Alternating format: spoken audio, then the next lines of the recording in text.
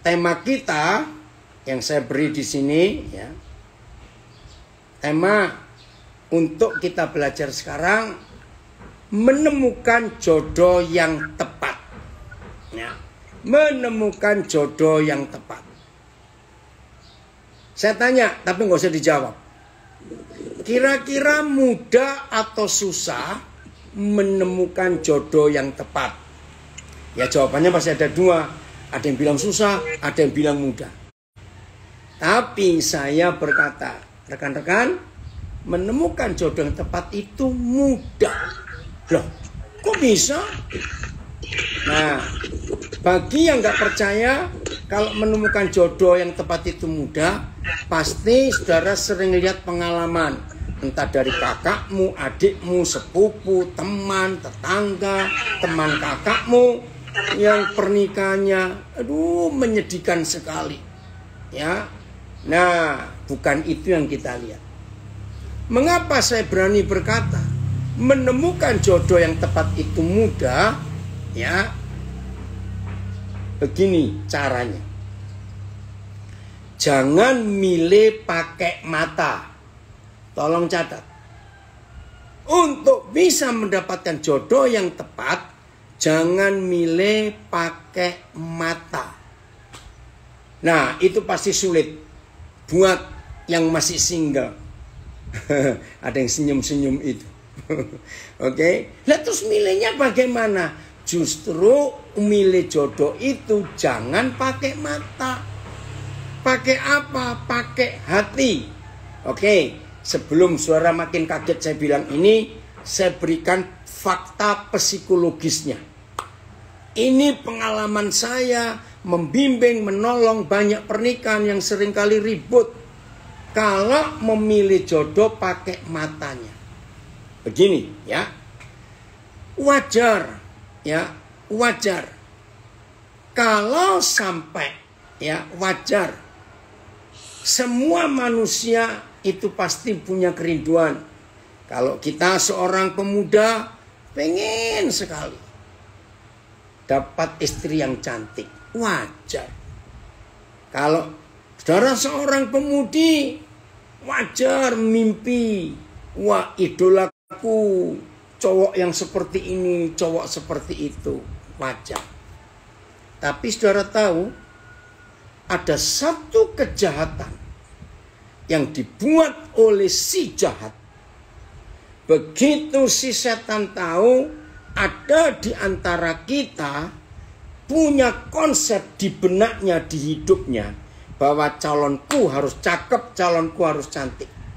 Begitu si jahat itu tahu ada seorang single, seorang lajang yang punya konsep, langsung di benak orang itu, maka dibuat frame cetakan yang gak bisa diganggu. Pokoknya istriku harus cantik, pokoknya suamiku harus cakep. Rekan-rekan, saudara-saudara, ini yang saya temukan penyebab perselingkuhan terbesar. 99% penyebab rumah tangga pernikahan ada perselingkuhan. Gara-gara sebelum orang itu menikah, di konsepnya, di benaknya, istriku harus cantik, suamiku harus cakep. Tolong jawab pertanyaan saya sekarang. Ini harus dijawab. Satu kali kami ya bersama dengan keluarga anak kami dari Philadelphia itu meninggalkan New York mau balik ke Pennsylvania. Kami lapar. Lalu sampai New Jersey coba cari rumah makan. Nah, ketemu pandan apa rupa? Tolong di mute. Nah, saudara, ternyata yang punya orang Indonesia. Nah, itu nggak sengaja, masakannya enak lagi. Ya. Jom coba tulis pandan apa restoranmu namanya, lupa. Nah, sejak hari itu kami bersahabat lewat Facebook ini. Puji Tuhan. Ya nggak sengaja itu. Oke, saya lanjutkan.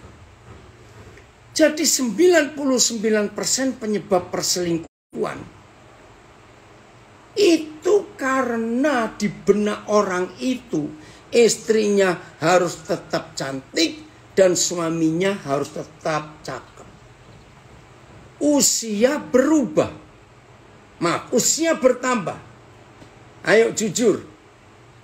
Si cakep dan si cantik jadi bagaimana? Jangan tersinggung, jangan tersinggung. Karena ini fakta. Ayo, usia bertambah, si cakep dan si cantik jadi tua.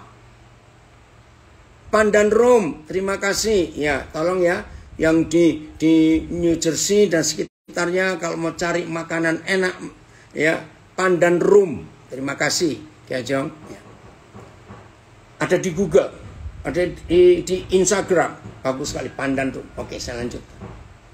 Nah, ketika melihat pasangannya berubah, tidak secantik pertama kenal, tidak secakep pertama kenal. Karena usia. Dengarkan baik-baik. Begitu noleh ke kanan, istilah saya, lihat pasangan ini, aduh kok begini. Tapi lihat keluar, wow. Banyak yang cakep, banyak yang cantik. Rekan-rekan, timbul rasa tidak puas. Nah, jahatnya manusia. Ya, ini jahatnya manusia. Jangan lupa ya Pandan Rum di New Jersey. Di kota apa itu? Kajong coba tulis juga. Ya, kotanya saya lupa. Maaf, yang namanya manusia. Bisa nggak kita melihat ke diri kita sendiri? Halo, jawab. Bisa nggak kita melihat ke diri kita sendiri? Bahwa sebetulnya kita juga peot karena usia. Ada yang sudah jawab di Zoom saya, nggak bisa. Kita nggak bisa ngelihat diri kita sendiri. Kita ini jahat ngelihat ke orang lain. Nah, saudara, maka itu bagi yang masih single, yang masih lajang, saya pesan, jangan kita memaksa untuk mencari pasangan yang cantik dan yang cakep. Jangan. Pasti kita akan kecewa suatu hari nanti. Nah, saya kembali. Jadi, kenapa saya mengajarkan bagi yang masih single? Hackettstown. Oke, ini yang orang Philadelphia, Pennsylvania, orang New York dan sekitarnya cari rumah makan Pandan Rum. Hackettstown. H-A-C-K-E-T-T-S. Town. T-O-W-N. Nah, begini caranya. Maaf ya, kalau nggak setuju nggak apa-apa. Saya nggak memaksa. Kalian orang-orang muda yang belum menikah, ya saya nggak maksa. Pasti kalau saya ngajarkan ini, jawabannya enak Pak Daniel sudah menikah kok. Kan saya belum, maaf, enggak ya. Oh, memang ada yang berkata begini, tapi saya nggak setuju. Jiwa itu bisa diubah kapan saja. Tapi kalau wajah paras nggak bisa diubah. Awas ngomong begitu ya. Jangan. Oke, begini loh saudara. Rekan-rekan perhatikan. Kalau Anda melihat seseorang, misalnya ini cowok belum menikah, melihat ada cewek cantik sekali, terus hatimu kesetrum, maaf ya, ini pakai istilah gampang saja, itu bukan jodoh, tapi itu pasti hawa nafsu. Wajar, yang namanya manusia kalau melihat yang cakep, yang cantik, waduh, hati ini bisa kesetrum, wajar. Tapi itu bukan jodoh. Jangan menikah karena mata kita yang menentukan. Bisa menipu. Ingat tadi, usia bertambah, wajah berubah, penampilan berubah. Nah, kalau suatu hari yang lajang, yang single, saudara melihat seseorang, maaf, hatimu membatin. Kok ada orang sejelek itu ya? Tiba-tiba hatimu kesetrum. Nah, itu jodoh. Catat itu baik-baik. Serius. Karena tidak boleh dengan mata untuk menentukan. Harus dari hati. Terima kasih Tuhan untuk pengertian ini.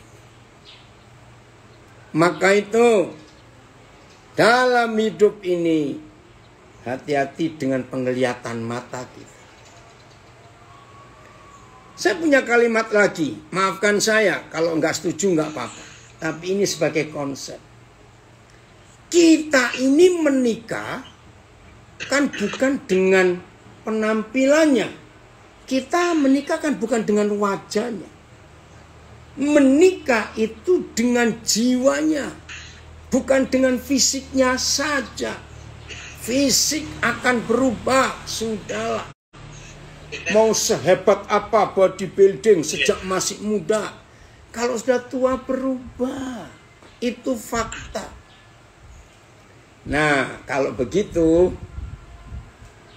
bagi yang sudah pacaran, maaf ini istilah saya saja, jangan pernah cari yang cocok.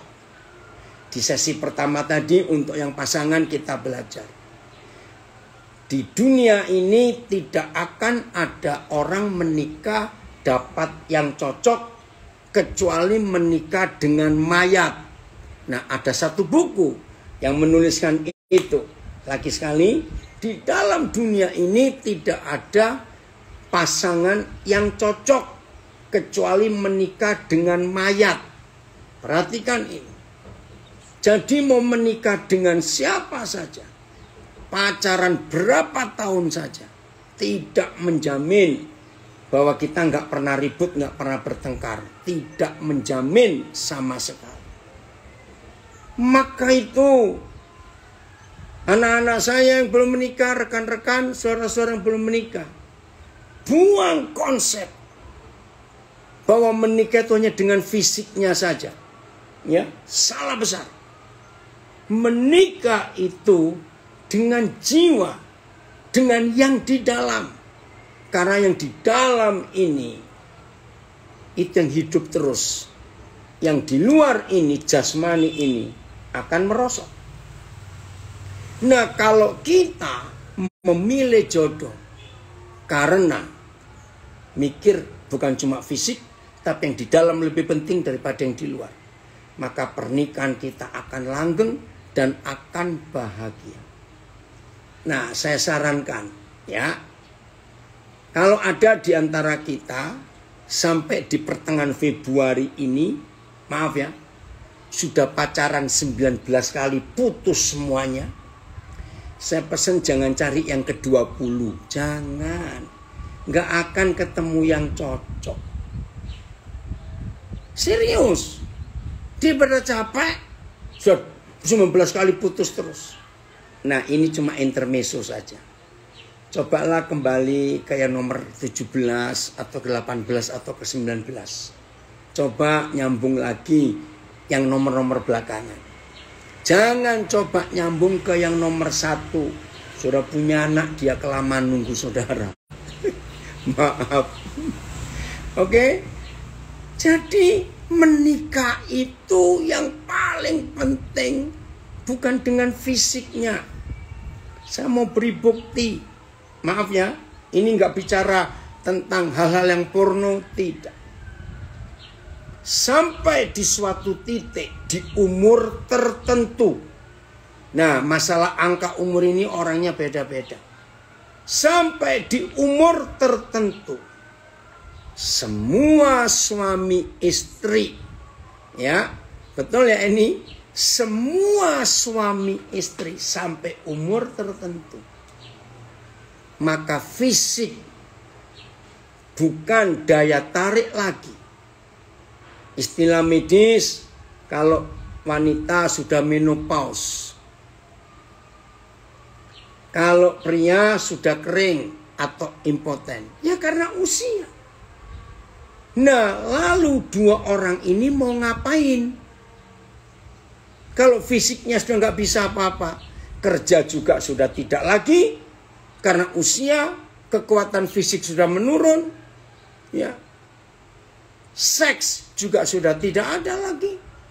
Ngurus anak juga tidak, ngurus cucu juga tidak. Maka ketika tinggal berdua, Ini loh pernikahan yang langgeng dan bahagia. Aduh, luar biasa. Maka itu satu kali saya pernah baca ilustrasi menarik sekali. Ya, ada kakek nenek sudah lanjut usia, tinggal santai berdua di rumah.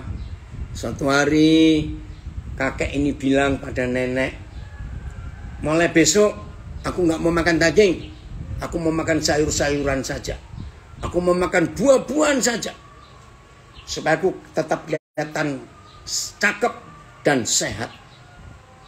Nah, nenek ini jawabnya sederhana sekali. Sambil santai, misalnya kakek lagi baca koran, nenek lagi ngerajut apa, tahu dari mulut nenek keluar kalimat ini, "Hayah, sudah tua saja. Monyet tiap hari makan buah dan sayur juga tetap jelek." Wih, si kakek tersinggung. Aduh, ini istri ini gak bisa diajak kompromi. Karena lihat ya, suatu kali kita tua gak sih? Ya pasti akan tua suatu kali. Gak mungkin akan muda terus, cakep terus, cantik terus. Ya kakek gak komentar, cuma jengkel aja. Nah, berapa waktu kemudian di tempat yang sama, jam yang sama, lagi santai dua orang yang sudah kakek nenek ini. Tiba-tiba nenek nyeletuk, "Pak, mulai minggu depan aku mau rajin berenang supaya kelihatan langsing." Kakeknya jawab, "Sudah tua saja kok. Ikan paus tiap hari berenang, nggak kurus-kurus juga." Ngerti nggak ilustrasi ini? Ya sudahlah, kalau sudah tua ya sudahlah, terima apa adanya. Nggak usah pengen macam-macam. Maka itu simpan fakta ini. Temukan jodoh yang sepadan. Bukan yang sama-sama cakep, cantik, tidak. Bukan penampilan wajah. Lanjut. Salah satu tujuan pernikahan, salah satu ya dari tujuan pernikahan adalah membuat hidup itu bahagia. Salah satu tujuan pernikahan adalah membuat hidup itu senang, harmonis. Ini luar biasa. Awal 70-an ya, saya itu senang tentang musik. Tapi saya nggak bisa main musik sampai hari ini. Akhirnya saya belajar. Bukan belajar alat musik. Bukan belajar tentang sejarah musik. Tapi belajar tentang hakikat musik itu. Siapa pernah memperhatikan? Kenapa untuk rumah tangga sering dikatakan rumah tangga harmonis, keluarga harmonis? Pernah dengar nggak? Ternyata di dalam ilmu musik itu kata harmoni itu mutlak. Karena musik tanpa harmoni itu berantakan. Nah, salah satu hebatnya harmoni musik. Saudara, siapa yang pernah lihat konser orkestra? Ya, tahu ya? Sekian puluh macam alat musik, bentuknya beda-beda, suaranya beda-beda, cara memainkan beda-beda. Tapi puluhan alat musik dengan suara beda, cara main beda, hanya tunduk dengan tongkat kecil di tangan seorang dirigen. Nah, begitu alat musik yang macam-macam bentuk, nada, suara beda dimainkan dengan cara yang harmoni. Wow, lahirlah sebuah suara musik yang indah, menyenangkan. Nah, orang Jakarta, kenapa di satu daerah, ya, di tengah kota Jakarta, kalau dari Glodok, dari Hayamuruk, dari Gajah Mada menuju ke Monas atau Istana Negara, ada satu daerah namanya Harmoni. Karena dulu di perempatan itu ada gedung opera zaman Belanda, gedung orkestra. Nah, gedung yang kecil ada di samping kiri Monas, dekat Harmoni itu, ya, sebagai satu-satunya tempat untuk konser Jakarta zaman Belanda. Nah, namanya Harmoni. Nah, waktu saya belajar ilmu musik itu, saya kagum. Jadi keluarga disebut harmoni itu sebetulnya nggak boleh. Karena harmoni itu hanya untuk musik. Tapi mengapa dunia mempercayai bahwa keluarga itu harus harmonis? Karena seperti alat musik. Waktu saya belajar itu, saya bersyukur kepada Tuhan. Sehingga di dalam masalah pernikahan, belajar tentang harmoni. Nah, dengarkan baik-baik. Ada 8 tangga nada secara universal. Do, re, mi, fa, sol, la, si, do. 8. Ya, ada 8 oktav dalam ilmu musik. Saudara sangat mengagumkan. Masing-masing nada, do, ke, re, ke, mi, dan seterusnya, itu beda resonansinya, beda amplitudonya, beda getarannya, semuanya beda.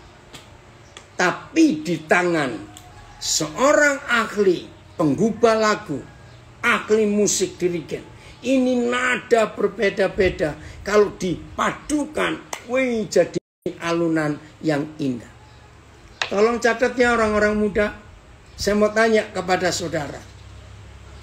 Mungkinkah satu nada dibuat jadi lagu? Nggak mungkin ada orang buat lagu re semuanya. Nggak mungkin ada orang buat lagu sol semuanya. Mengerti? Nggak mungkin. Jadi jangan mencari jodoh yang senada. Maka rumah tanggamu hambar, nggak ada lagunya. Perhatikan.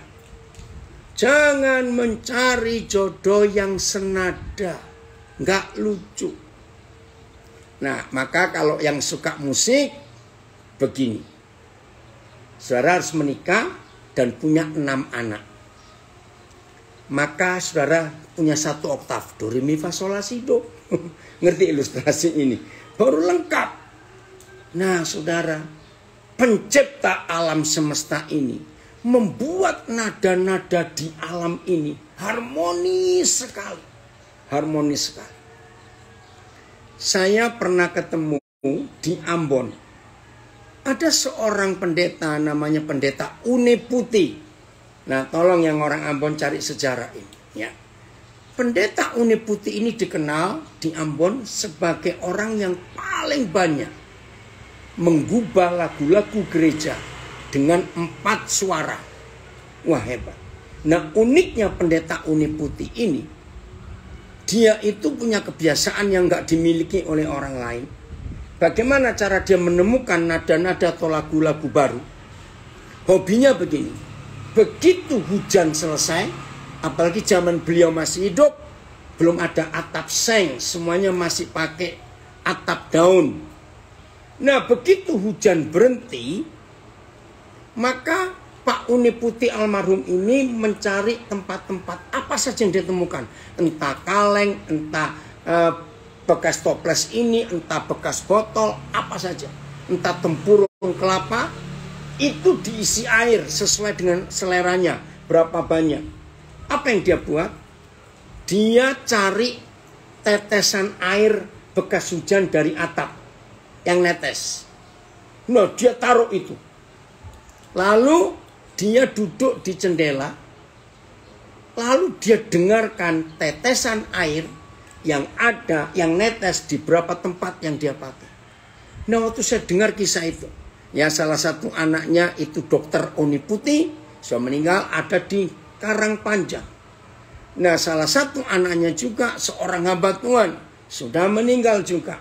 Saya panggil dia Tante Rose, ya, Une Putih, lihat ini ya. Ya, tokoh dari gereja Tuhan di Indonesia.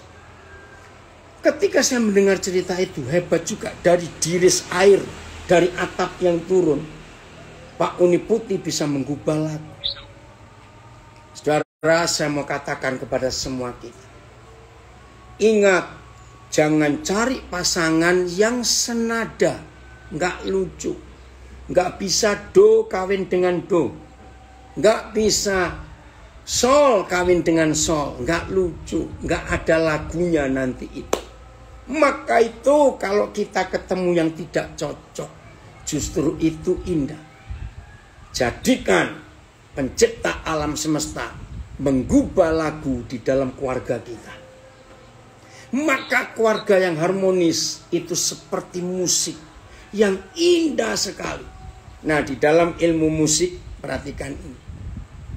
Ada nada kalau diberi titik di atas itu nada tinggi.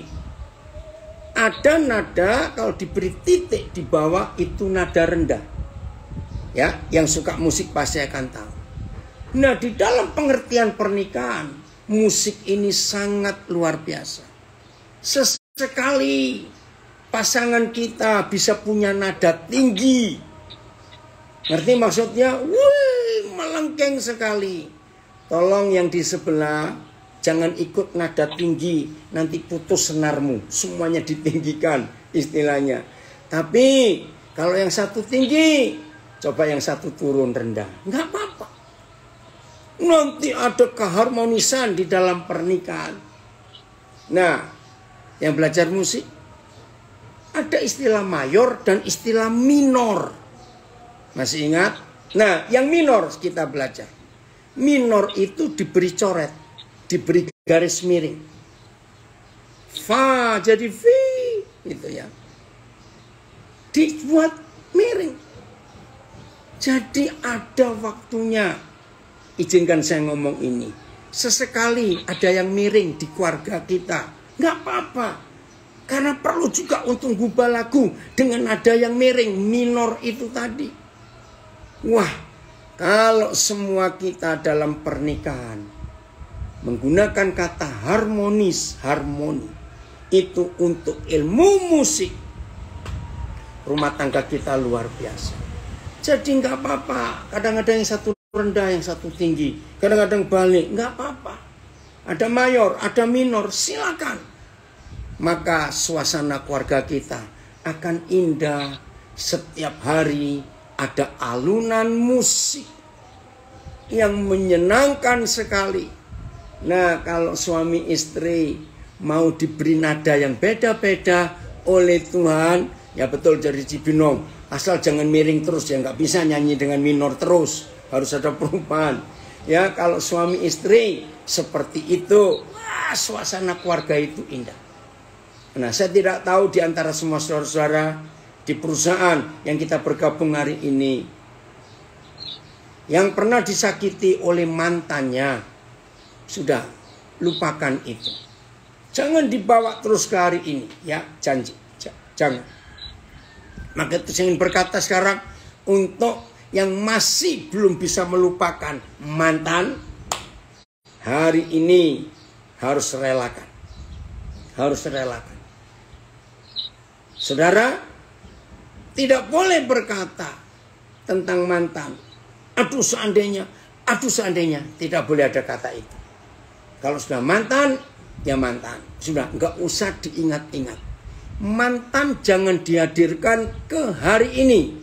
Saya ulangi, mantan jangan dihadirkan ke hari ini. Setuju ya? Kalau mantan dihadirkan ke hari ini, waduh, hidup bisa kacau.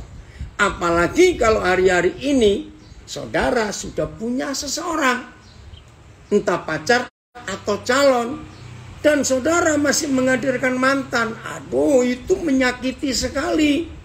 Jangan ya. Jadi dalam hidup ini kalau namanya mantan sudah biar lewat. Nggak usah dihadirkan ke hari ini. Tetap kita melihat yang ke depan dan kita mulai saling berkenalan. Terus dengan yang sekarang ini kita belajar untuk saling mengenal. Kalau itu ada, hidup itu sangat menyenangkan sekali. Jelas ya? Nah, dalam ilmu jiwa kita belajar ini. Memori kita, pelan-pelan ya, memori kita harus kita periksa dalam menemukan dan menentukan siapa jodoh kita. Saya ulangi lagi, di dalam menentukan dan memilih siapa jodoh kita, kita harus namanya Uni Putih. Ya, Jotirta, ya pendeta Uni Putih. Ya. Gitu. Jadi, kalau kita memeriksa memori kita dengan baik isinya apa, maka kita akan menemukan kebahagiaan dalam pernikahan kita. Saya beri contoh. Ada, maafkan saya, ketika kita masih anak-anak, ayah ibu kita rajin bertengkar. Ada bukan? Nah tolong, kalau kita sekarang sudah dewasa dan ingin mencari jodoh, menemukan pasangan yang tepat, jangan trauma yang kita alami waktu kecil melihat ayah ibu kita rajin bertengkar, itu kita bawa ke hari ini. Kenapa tidak boleh? Dengarkan. Wajar seorang muda yang sedang pacaran tiba-tiba memorinya ingat ke masa kecil, bahkan sampai suara teriakan ibu, bentakan ayah, itu masih terngiang di telinga saudara. Maka ketika saudara jalan dengan pacarmu, dengan calonmu, dia akan bingung. Karena apa? Saudara terngiang-ngiang peristiwa masa kecil. Dan timbul ketakutan. Kalau saudara seorang gadis, saudara melihat cowokmu ini, jangan-jangan dia kayak bapakku dulu, yang suka bentak ibuku. Bahkan kalau ada bapak pernah pukul ibu dan anak-anak merekam adegan itu, bisa kacau ini pacaran. Karena trauma. Atau sebaliknya, waktu masih kecil, ada di antara kita yang besar dalam satu keluarga yang ibunya dominan. Wih, ibunya ngatur apa-apa ibunya. Sampai bapak di rumah nggak punya kuasa, nggak punya otoritas. Wih, ada, maaf, suku-suku tertentu di Indonesia. Itu yang namanya perempuan gagah perkasa, mighty woman. Jangan sampai terjadi. Nah, lalu anak-anak melihat papa itu nggak berdaya sama sekali. Semua diatur oleh si ibu. Apalagi kalau kakek nenek dari pihak ibu kita juga dominan seperti itu. Nah, ada trauma di memori seorang pemuda yang sedang jalan dengan ceweknya. Dan kebetulan calonnya ini juga kelihatan dominan. Dikit-dikit ngatur, dikit-dikit merintah, dikit-dikit begini. Ini kalau nggak disembuhkan, memorinya itu penuh dengan daya ingat yang dulu-dulu. Maka pacaran jadi nggak sehat. Karena si cowok takut-takut. Aduh, jangan-jangan dia nanti kayak mamaku. Aduh, jangan-jangan dia kayak mama. Maka itu kalau kalian sedang berjalan berdua, ya, perhatikan ini. Memori masa lalu nggak boleh dibawa. Juga, maaf, kelakuan mantan yang pernah menyakiti saudara harus dibuang. Nah, di dalam pacaran, di dalam berjalan bersama, supaya keluarga nanti bahagia, coba kalian berdua saling jujur.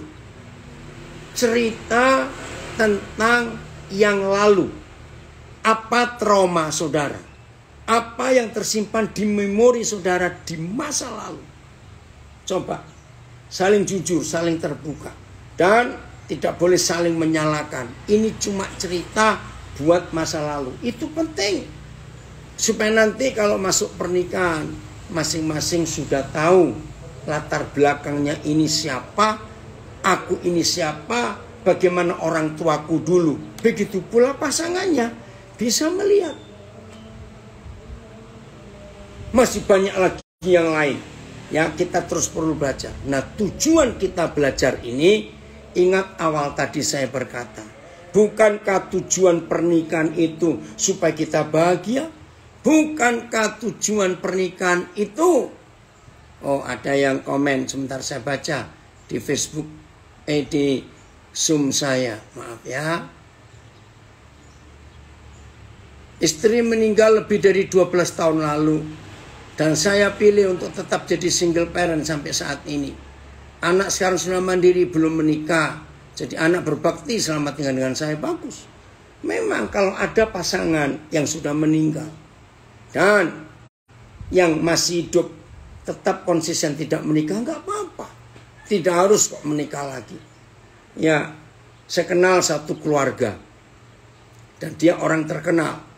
Kalau saya klik di internet, di Google, Iwan Pangalila, akan keluar. Dia ini orang Indonesia pertama dan satu-satunya yang 2 minggu lalu mendapat penghargaan dari departemen, ya, salah satu departemen pemerintahan Amerika Serikat. Dia punya hak paten di perusahaan Airbus. Ada 4 atau 6 hak patennya. Orang hebat. Iwan Pangalila. Cari di Google. Saya kenal keluarganya. Saya kenal ibunya. Nah, ketika ayahnya meninggal, ayahnya kalau nggak salah diakui sebagai calon pahlawan nasional. Namanya diabadikan. Ya, Kolonel ya Pangalila menjadi pusat angkatan laut yang ada di Surabaya. Nah, ketika ayahnya meninggal karena tugas, pesawatnya meledak di bandara Samratulangi Manado tahun 70-an 60-an saya lupa. Ibunya masih muda, baru awal 30-an, dia janda dengan 5 anak. Nah, ibunya itu cantik sekali, saya kenal. Ibunya masih hidup sampai hari ini. Ibunya tidak menikah. Padahal dalam cerita mereka, begitu ayahnya meninggal, banyak orang termasuk berapa pejabat yang mendekati ibunya. Karena memang cantik. Sampai hari ini pun sudah usia 80 tahun, masih cantik. Dia tidak menikah lagi. Dan di situ saya melihat anak-anaknya respect dan hormat kepada ibu yang ditinggal suami masih muda tidak menikah. Nah, itu saya jawab yang ada di Zoom. Oke, saya lanjutkan. Jadi rekan-rekan, anak-anak saya, orang-orang muda, perhatikan ya. Hati-hati dengan memori masa lalu. Dengan trauma masa lalu. Dengan mantan-mantan. Jangan dibawa ke sini. Ya, yang disakiti oleh mantan, jangan. Jangan mencurigai pasanganmu sekarang akan berbuat seperti mantanmu dulu. Jangan. Nah, ingat tujuan kita menikah kan bahagia. Tujuan kita menikah supaya ada damai dalam hidup kita. Tujuan kita menikah kan supaya ada kesukaan yang gak habis-habis di rumah kita. Maka itu, jangan membiarkan hidup pernikahan kita tidak damai, tidak harmonis. Nah, yang paling penting dari semua ini, izinkan saya berkata, korban cinta itu pasti, kalau saya nggak berkata rata-rata perempuan. Saya ulangi, korban cinta itu pasti perempuan atau rata-rata perempuan. Rekan-rekan, adik-adik, anak-anak saya yang belum menikah, izinkan saya mengatakan masalah ini. Jangan ada seks sebelum sah menikah. Maaf. Saya ulangi. Maafkan saya. Tapi saya harus bicara. Demi kebahagiaan kita. Jangan ada seks sebelum sah menikah. Maka itu hati-hati. Ya, maka itu hati-hati.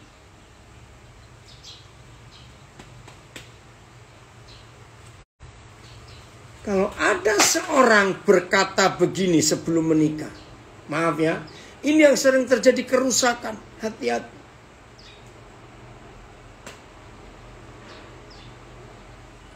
Apa bedanya sekarang dan nanti? Saya sering mendengar dalam hidup orang-orang muda hancur hidupnya karena seks before marriage. Seks sebelum menikah itu menghancurkan hidup. Maka itu hati-hati kalimat, apa bedanya nanti dan sekarang? Toh aku cinta kamu kok. Hati-hati. Ada satu tulisan di satu buku. Dan itu para psikolog mengakui. 90 sekian persen. Setelah seorang cowok. Maaf saya harus ngomong apa adanya. 90 sekian persen. Setelah seorang cowok memerawani. Tahu kata ya. Memerawani pacarnya. 90 sekian persen. Cowok ini pasti meninggalkan ceweknya. Saya pertama nggak percaya, tapi saya baca tulisan itu dan saya diskusi dengan 2 master psikologi, satu lulusan Sugio Pranoto Semarang dan yang satu lagi lulusan Maranatha Bandung. Nah mereka sebagai master psikologi menemukan di dalam banyak pasien yang datang kepada mereka, ternyata hasil hubungan seks sebelum menikah itu menghancurkan hati cewek. Maka itu saya katakan korban cinta biasanya perempuan, gadis. Maaf. Tolong ya dijaga dalam hubungan ini.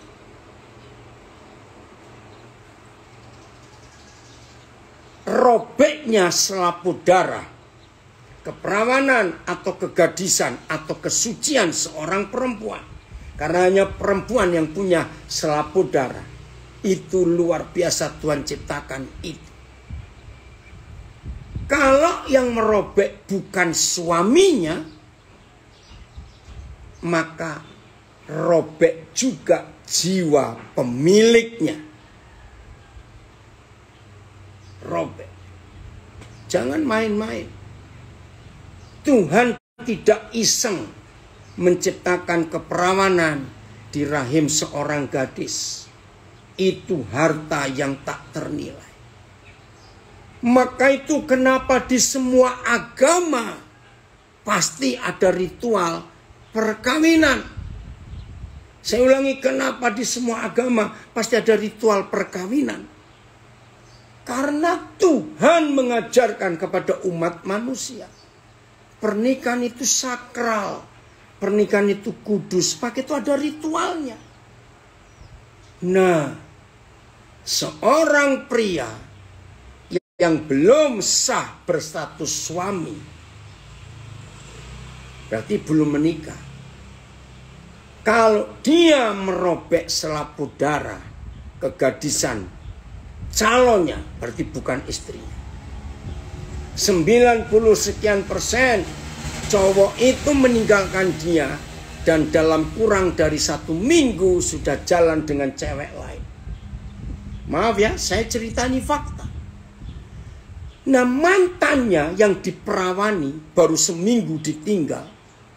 Dia melihat ada gadis lain yang digandeng oleh mantan cowok yang bajingan itu. Maaf saya berkata kasar. Dia itu ingin ngomong kepada gadis yang baru ini, hati-hati kamu, hati-hati. Aku ini korbannya. Saudara dengarkan, ini kisah nyata yang saya temukan dalam banyak kehidupan. Coba renungkan. Kira-kira gadis yang digandeng oleh orang jahat ini, kalau didatangi oleh cewek ini, mantannya ini, ngomong gini, hati-hati loh dengan dia, aku ini baru jadi korban. Dengar, gadis yang baru ini pasti jawab, oh kamu iri hati ya, kamu cemburu ya. Nggak akan dengar nasihatnya itu. Aduh, ini cewek sedih sekali, berarti kan ada korban baru. Dan betul, maaf, ini nggak semua ya, maaf. Jangan ada cowok-cowok tersinggung kalau saya ngomong ini. Maaf, Kalau saudara tersinggung, jangan-jangan saudara pelakunya. Maaf.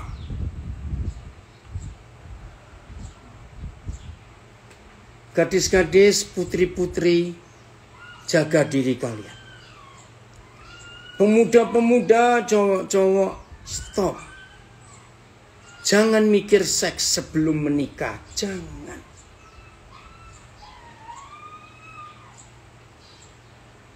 Sekarang saya terangkan tentang kata frigid. Saya tuh sampai hari ini dalam bahasa Indonesia saya belum pernah menemukan. Frigid. F-R-I-G-I-D. Cari kata itu. Maaf. Ada berapa pernikahan yang istrinya itu frigid. Frigid itu begini, maaf ya. Rasa takut melakukan hubungan suami istri. Kalau sudah terlanjur bagaimana? Bertobat. Dan jangan cari lagi. Frigid, dengarkan. Ada istri yang tiap kali mau hubungan suami istri itu takut sakit. Nah, waktu saya meneliti frigid ini kok bisa? Nah, jawabannya menakutkan.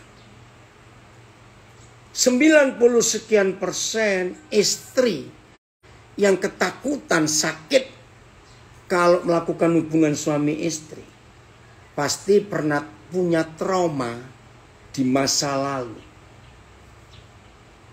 Tuhan tolong supaya semua mengerti. Tuhan itu menciptakan. Dengar ya para gadis, dengar para pria. Tuhan itu menciptakan bukan cuma selaput darah. Ya. Saya ulangi, Tuhan itu menciptakan bukan cuma selaput darah di rahim seorang gadis. Tetapi juga, maaf, di permukaan mulut rahim. Kalau istilah sayanya vagina. Itu ada jutaan syaraf-syaraf halus di permukaan semua rahim vagina. Nah, seorang istri yang disayang oleh suaminya, sebelum mereka dua melakukan hubungan suami istri, ini keadilan Tuhan. Maka dengan sendirinya rasa sayang yang diterima istri dari suaminya itu membuat jutaan syaraf halus itu melembek dan mengeluarkan pelumas secara alamiah. Karena disayang. Maka itu ketika seorang suami melakukan tugasnya kepada istrinya, maka istri nggak akan merasakan rasa sakit. Karena syaraf-syaraf halus itu mengendur, melembek, dan mengeluarkan pelumas yang luar biasa. Tapi sebaliknya, saya berkata langsung, seorang gadis yang mau diperkosa, ya saya tajam berkata, seorang gadis yang mau diperkosa, dia ketakutan. Begitu dia ketakutan, seluruh syaraf yang di permukaan rahimnya itu mengeras.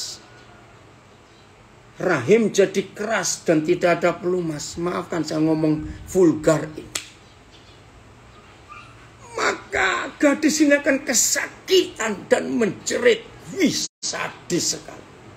Maka itu ketika pemerintah ingin membuat undang-undang kebiri bagi para pemerkosa, saya setuju. Maka itu ketika anak-anak masih kecil diperkosa, saya nggak terima. Lukanya nggak cuma di hari itu buat anak kecil dan gadis-gadis ini. Lukanya itu seumur hidup.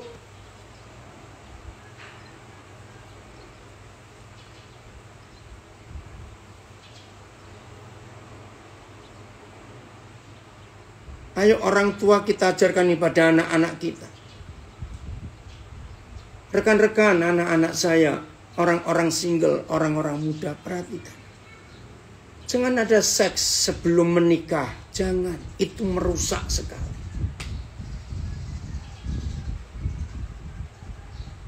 Kiranya tidak ada istri yang frigid. Ketakutan kalau melakukan hubungan seks. Tolong ya. Nanti Joko, ya biarin selesai dulu ini. Jadi selama masih single, selama masih lajang, nikmati masa lajangmu. Sebelum engkau terikat dengan sebuah pernikahan, yang tidak boleh ada orang ketiga, nikmati. Ya ini ajarkan kepada anak-anak remaja yang kamu bimbing ya. Ini anak saya yang guru di Pati. Tolong jaga baik-baik. Maka itu saya marah pada pemerkosa. Itu bajingan betul. Tolong. Supaya nanti kalau rekan-rekan, saudara-saudara masuk pernikahan, itu bahagia sekali. Ya, nggak ada kemarahan, nggak ada dendam. Itu luar biasa itu. Nah, bagian terakhir. Saya punya prinsip. Maaf, ini mudah-mudahan tidak terjadi lagi. Cukup yang sudah. Maaf ya. Saya tidak akan menikahkan orang yang pacaran berarti belum menikah. Tapi gadisnya sudah hamil. Tidak. Saya tidak akan menikahkan. Tunggu. Cocok atau tidak, jodoh atau tidak. Loh kenapa? Nah, ini fakta yang saya temukan di dalam kehidupan. Semua orang yang hamil sebelum menikah itu pasti belum siap. Ya, belum siap. Itu pasti. Nah, orang yang belum siap lalu dinikahkan. Aduh, itu neraka di dunia. Korban pertama adalah si anak yang tidak berdosa itu. Ingat ya, yang belum menikah harus tahu. Hati orang tua, perasaan orang tua itu langsung diserap oleh hati anak-anak. Maka itu ketika ayah ibu gelisah, anak mereka yang masih bayi tidurnya tidak nyenyak. Ya, tidurnya tidak nyenyak. Kenapa? Anak ini merasa, kenapa bapak ibuku, ada apa dengan mereka? Apalagi kalau sampai ayah ibu rajin bertengkar, bayi-bayinya nggak bisa tidur nyenyak. Nah, ketika pasangan muda yang terpaksa menikah, lagi sekali hamil sebelum menikah, itu pasti terpaksa menikah. Maka itu jangan dinikahkan. Mike, dengar ya. Ini anak saya yang mau menikah, ikut belajar. Nah, ketika ayah ibu lagi tidur, tapi hatinya nggak berdamai, dua orang ini, anaknya pun nggak bisa tidur karena gelisah. Bayi yang gak bisa tidur itu pasti rewel. Bayi yang rewel cuma nangis. Maka ayah biasanya, kalau ibu tidak sekeras, ayah marah. Anak kecil gak tahu diri.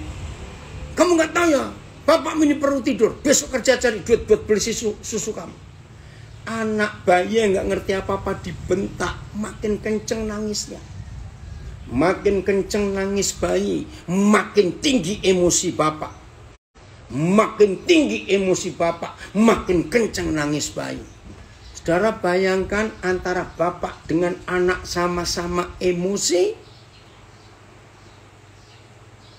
Saudara, sampai umur 2 tahun, anak ini nggak bisa balas. Tapi sejak bayi dia dibentak, dipukul. Begitu ayah ibu ribut, papa mama muda ini bertengkar, maka si bayi jadi korban. Pasti ada kata-kata gini walaupun nggak langsung. Kenapa kamu nongol duluan? Gara-gara kamu kami ini menderita. Itu kalimat jahat dari seorang ayah dan ibu yang terpaksa jadi ayah ibu yang belum siap.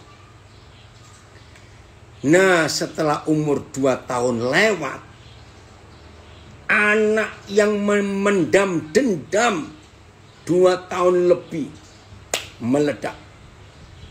Anak ini bisa melotot ke ayahnya, bisa melotot ke ibunya. Anak ini mulai mengeluarkan aslinya kemarahannya yang ditekan 2 tahun itu. Nah, ayah ibu melihat anak 3 tahun sekurang ajar ini, ribut enggak? Aduh, pasti berontak. Anak kurang ajar.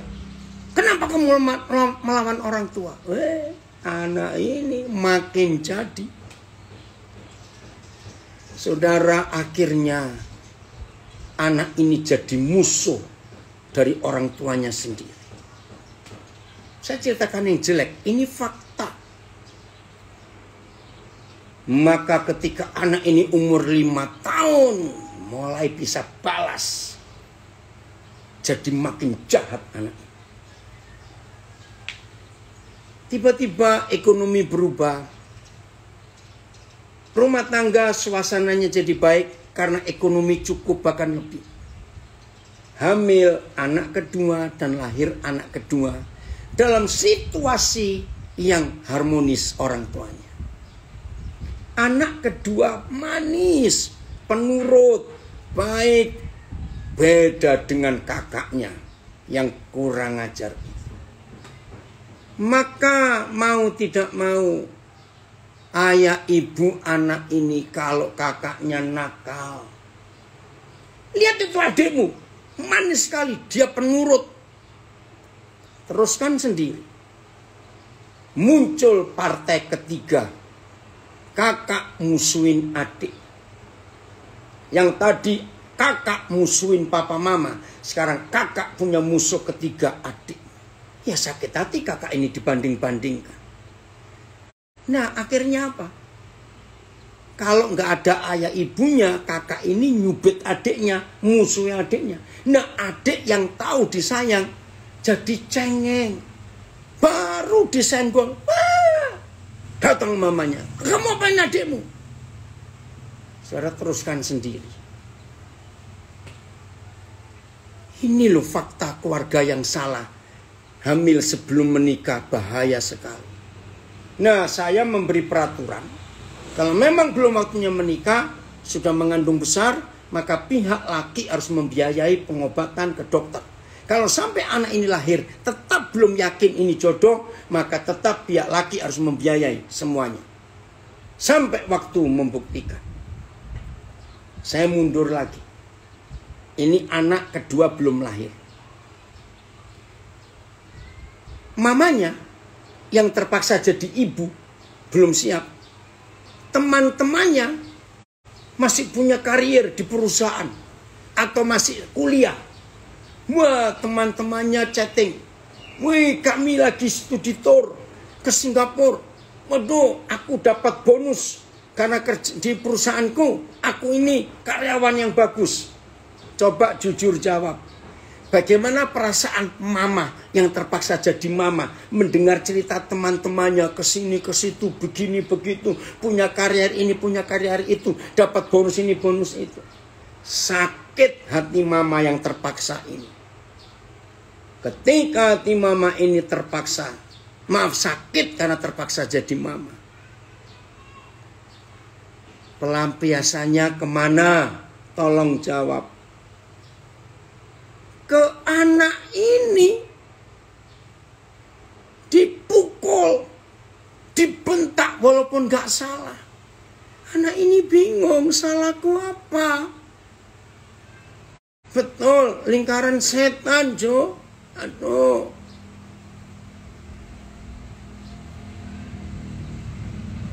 Iya, yang masih ingin belajar khotbah yang kemarin pagi ya, SK dengan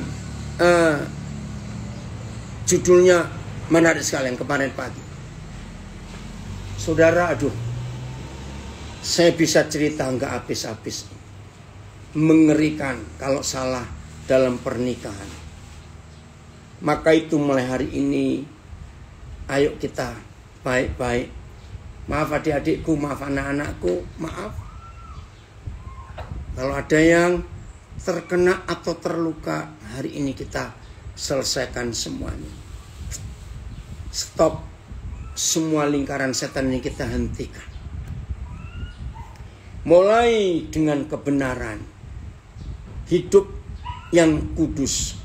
Lagi sedang pacaran, jaga diri. Jangan ada seks sebelum sah jadi suami istri. Sabar, sabar.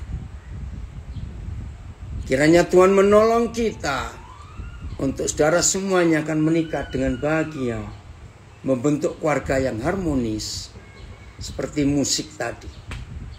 Karena waktu harus kembali bekerja. Terima kasih kepada pimpinan perusahaan yang memberi kesempatan semua karyawan boleh ikut belajar. Nah, semua kita yang ada di Zoom, di Facebook, di Instagram, sampaikan kebenaran ini kepada banyak orang kita kenal. Supaya surga ada di bumi, surga ada di hidup kita. Salam kemenangan, salam sehat, salam bahagia, salam menikmati hidup.